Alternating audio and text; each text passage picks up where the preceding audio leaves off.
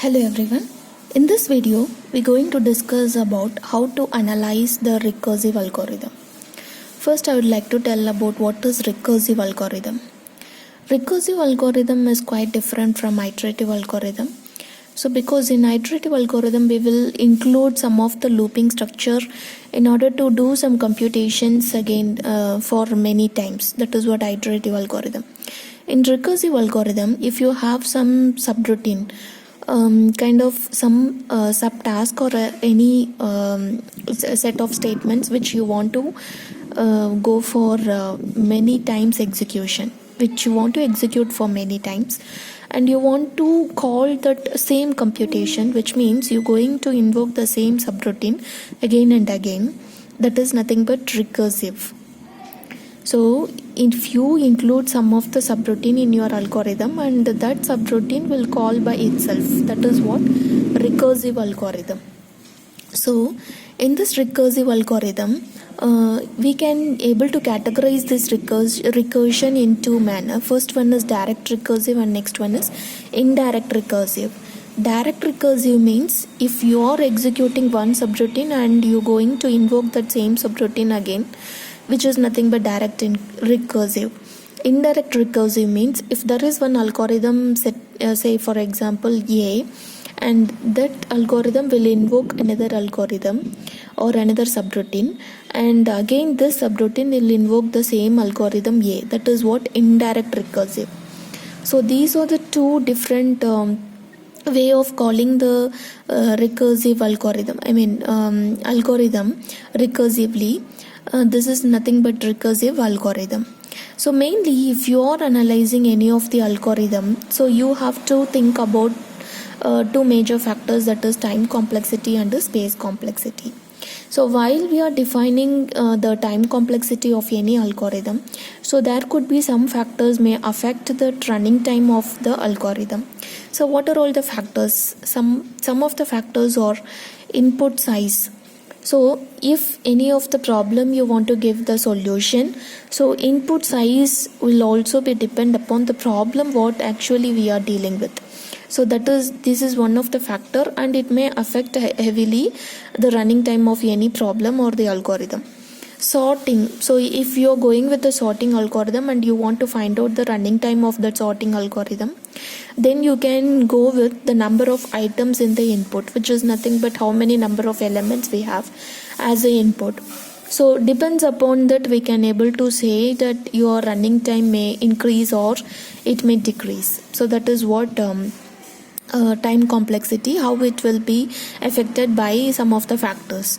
So if you're doing any multiplication algorithm, then you can go with the number of bits that we have given for your input.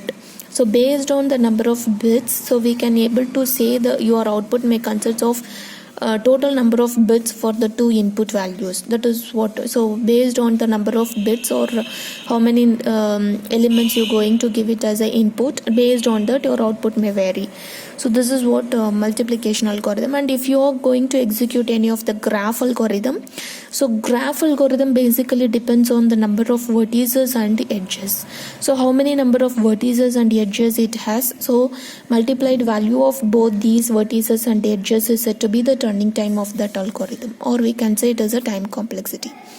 So running time of the algorithm may depends on some of the factors. These are all some of the factors.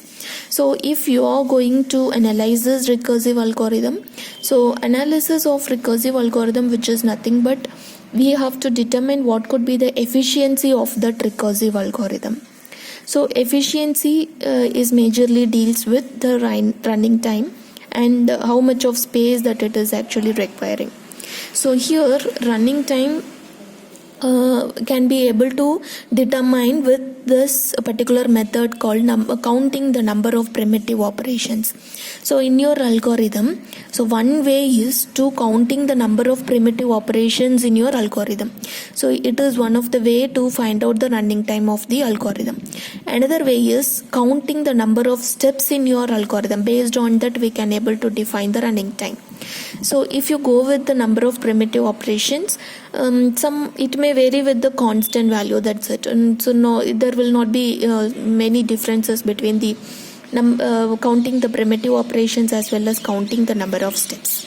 So let us take this method itself, counting the number of primitive operation, because in the previous video I have explained about how to count the number of primitive operations in the iterative algorithm. Based on that, different three analysis cases. One is for best case and another one is for worst case, and in between the worst case and the best case we can able to define how the average case analysis will be there.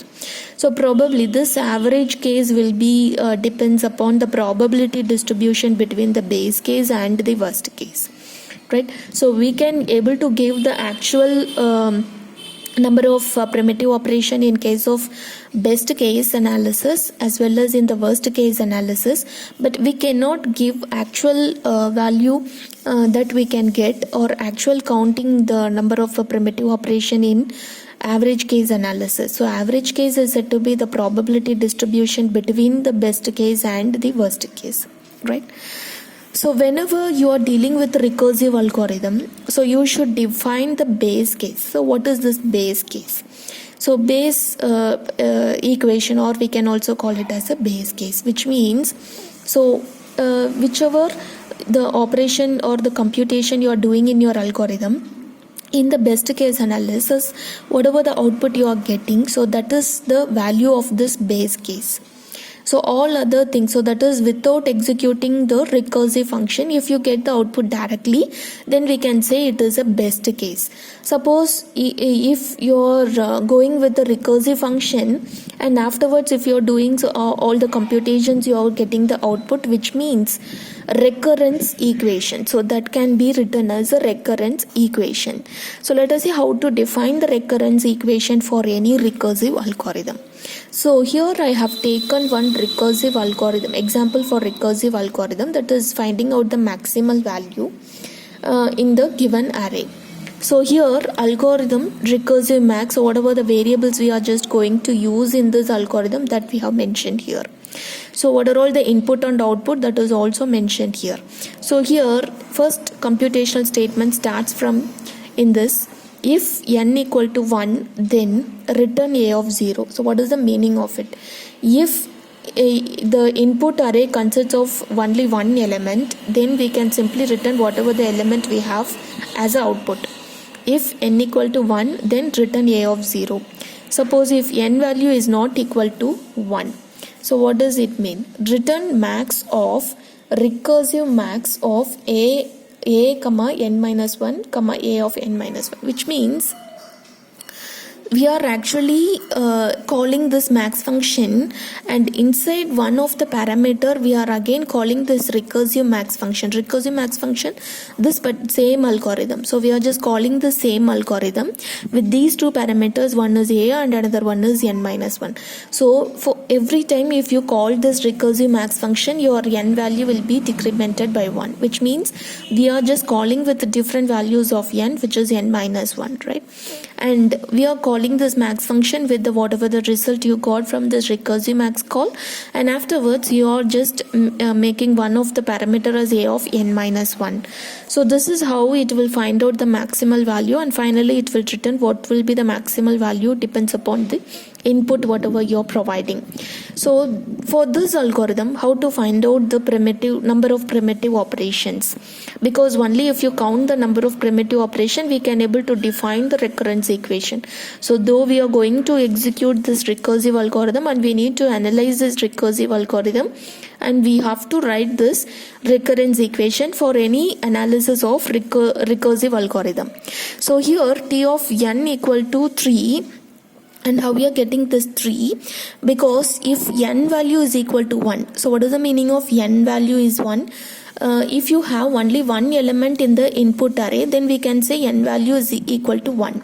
So if it's so, this is actually one primitive operation which we have to consider, that is doing comparison operation. So it is one primitive operation, and indexing, wherever you are going with this indexing operation, that will be considered as one primitive operation, and returning this indexing operation is said to be another primitive. So totally we have 3 primitive operations if the n value is 1. So we have 3 units of time will be assigned for executing these 3 primitive operations. This is actually the base condition, or we can also say it is a base case. Next one is recursive equation. So here t of n minus 1 plus 7. So this 7, which is nothing but at the maximum how many number of primitive operation we can get if you execute this max algorithm. So in that iterative algorithm also we will be getting 7 primitive operations at the maximum. That is, in case of worst case analysis, we got actually 7 number of primitive operation. So that we are just assigning here, and t of n minus 1, which is nothing but, since it is a recursive algorithm and we are calling this recursive max algorithm recursively, which means calling by itself. So whenever you are calling this function, so you are just using this as a parameter, that is a of n minus 1. So we are just giving this equation as t of n minus 1 plus how many number of primitive operation takes place in the max algorithm, that is 7. So we have just included here. This is actually the base condition, and this one is the recurrence relation. So this is how we are defining the recurrence equation in case of recursive algorithm. So next one we're going to discuss about how we are going to solve this recurrence equation with the help of substitution method. So it is one of the basic method which we are using to analyze to find out the efficiency of any recursive algorithm. Okay, thank you.